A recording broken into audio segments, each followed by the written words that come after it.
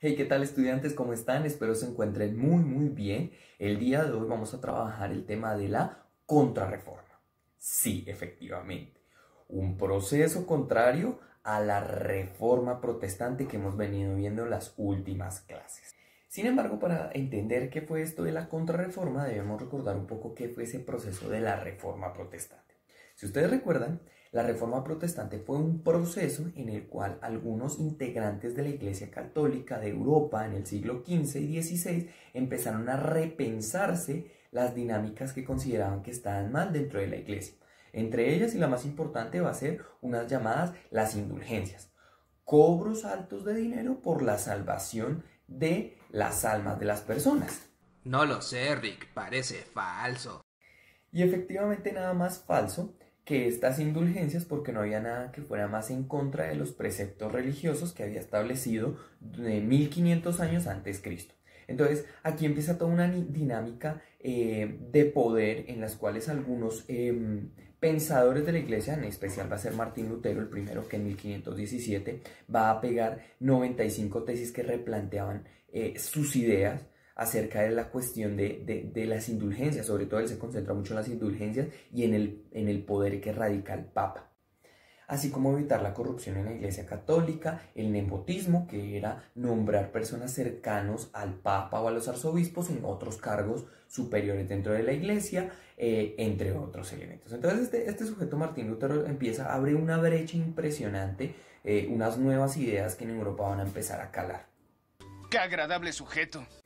Y a la par otros pensadores como Juan Calvino, ¿sí?, que establecieron la doctrina siguiendo los ideales de Lutero y también en contraposición de lo que establecía la Iglesia Católica en Francia y luego en Suiza. Y obviamente el señor Enrique VIII, que a raíz de un deseo de separarse de su esposa Catalina de Aragón, decide separarse de la Iglesia Católica y crear su nueva iglesia llamada la Iglesia Anglicana o la Iglesia Nacional de Inglaterra. Muchísimas gracias, doy clases los jueves, no cobro mucho. A todas estas interpretaciones les vamos a dar unos nuevos nombres como protestantes, reformados, luteranos, calvinistas, o lo que hoy en día también llamamos cristianismo.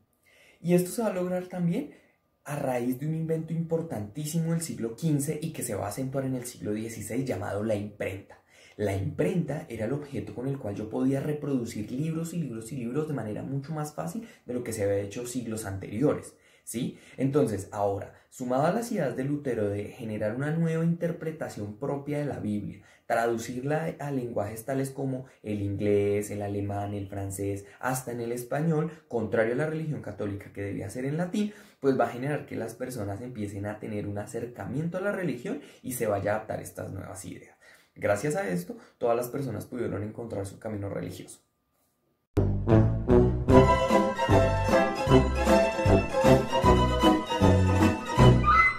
No, mentiras. Como hemos visto, las cosas no son tan sencillas en las sociedades humanas y llevan un poquito más de complejidad y hay que entenderlo con más ahínco. Por ello, pues como vamos a ver en todos los procesos humanos, es necesario entender que esto llevan unos matices, unos cambios, y este no va a ser el último.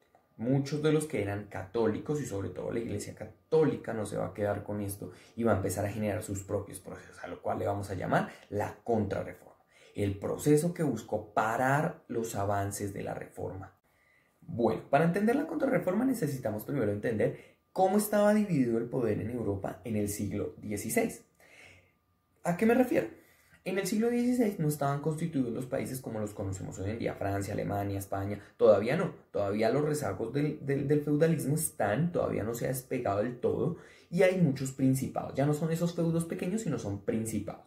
Entonces nos vamos a ubicar aquí en lo que llamamos el Sacro Imperio Romano Germánico, que fue una continuación del Imperio Carolingio, que a su vez fue una continuación del Imperio Romano, buscando la grandeza. Por eso lo vamos a llamar Sacro Imperio Romano Germánico. Este imperio estaba dividido en múltiples principados y cada príncipe tenía autonomía.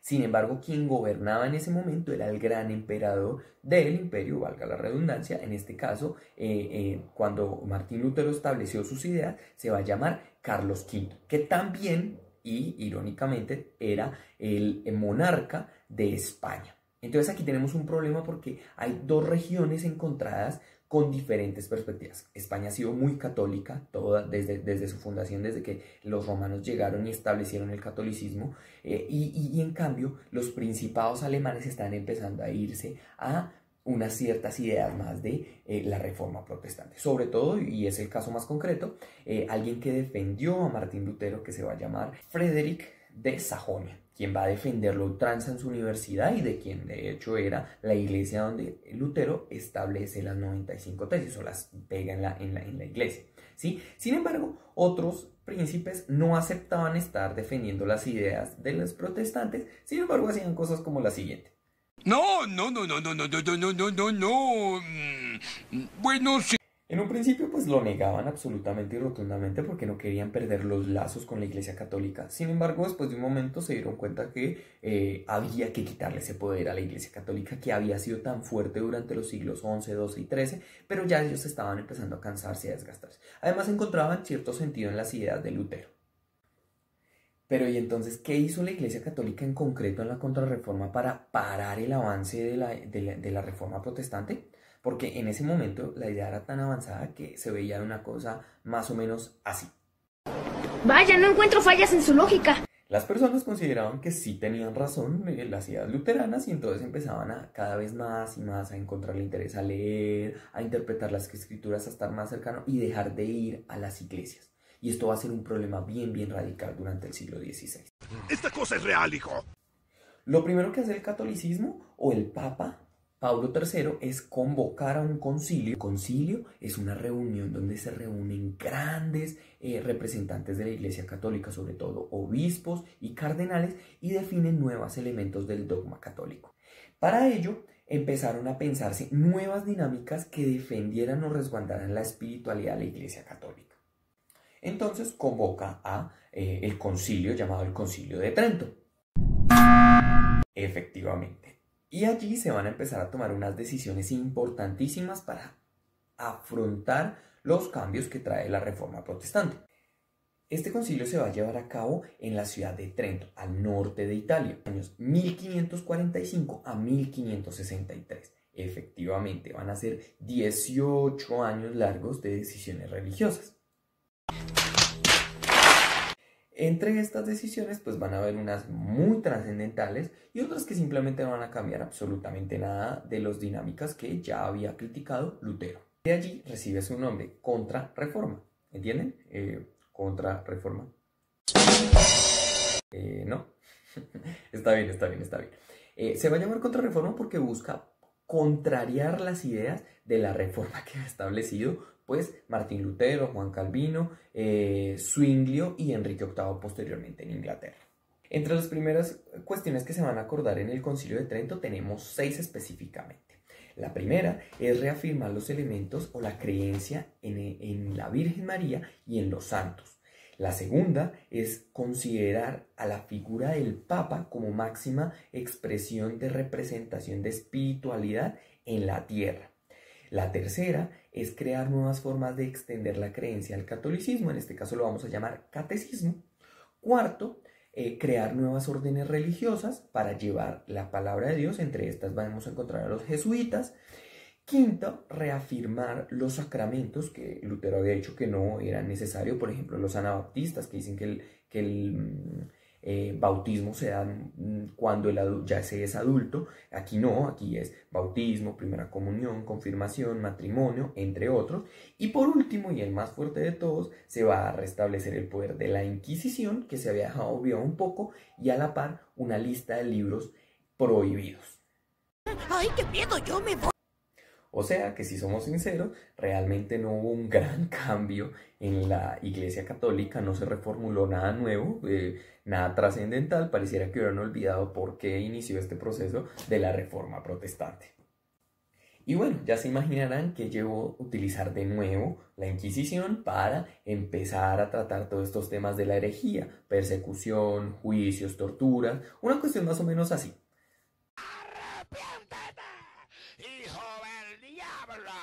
No, mentiras. Ya la cuestión no era perseguir por herejía, por brujería ni nada de cuestión, sino que vamos a empezar a pensar que todo aquel que siga las enseñanzas del pensamiento de la Reforma de Lutero y de Calvino estaban equivocados, totalmente fuera de sí. Eso es lo que va a perseguir la Inquisición en esta nueva etapa. También pues tenemos que señalar que se creó el libro Index, el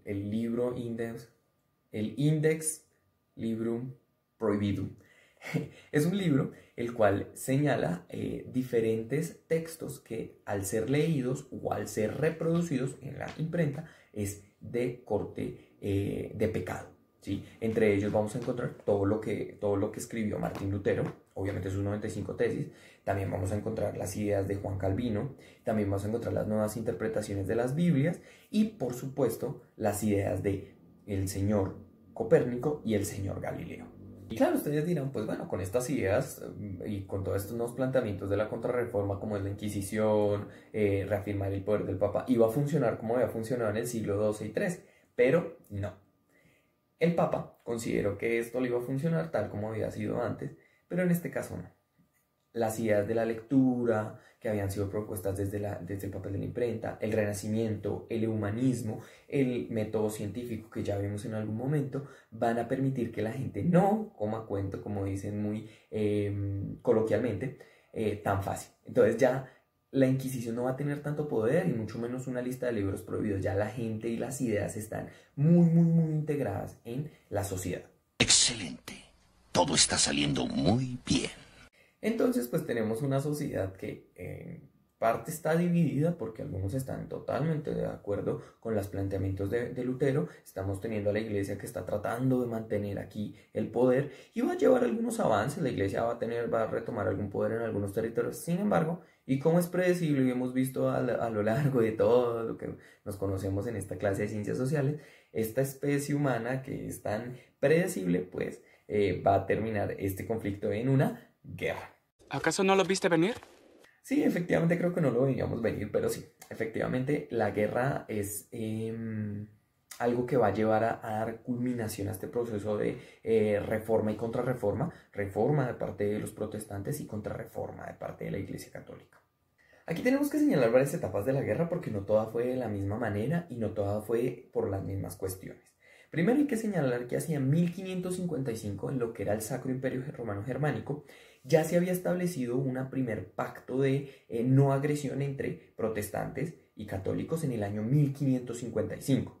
El emperador Carlos V había establecido un pacto que se le va a llamar el Pacto de los Augsburgo, la cual va a determinar que cada príncipe en el territorio del imperio va a establecer cuál es la religión que conviene más, de mejor manera para su territorio, ¿sí? Entonces, en este caso hay un momento en donde se para. Sin embargo, luego con los elementos de la contrarreforma y del Concilio de Trento, pues esto se va a desordenar totalmente. Sin embargo, como esto no solo se quedó en el territorio del imperio, sino que se fue expandiendo, va a llegar hasta el territorio francés, donde hacia 1572 van a haber varias masacres entre lo que se llaman allá hugonotes, que son los representantes o protestantes en Francia, y los católicos.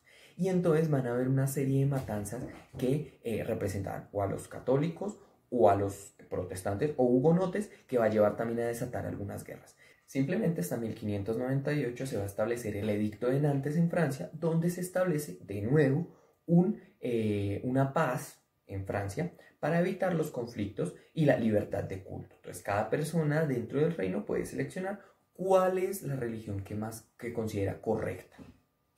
Sin embargo, a principios de 1600 empieza a generarse una atmósfera de conflicto en toda Europa a raíz de no solamente lo religioso, porque en principio sí iba a ser totalmente religioso, sino que empieza una serie de conflictos por intereses políticos.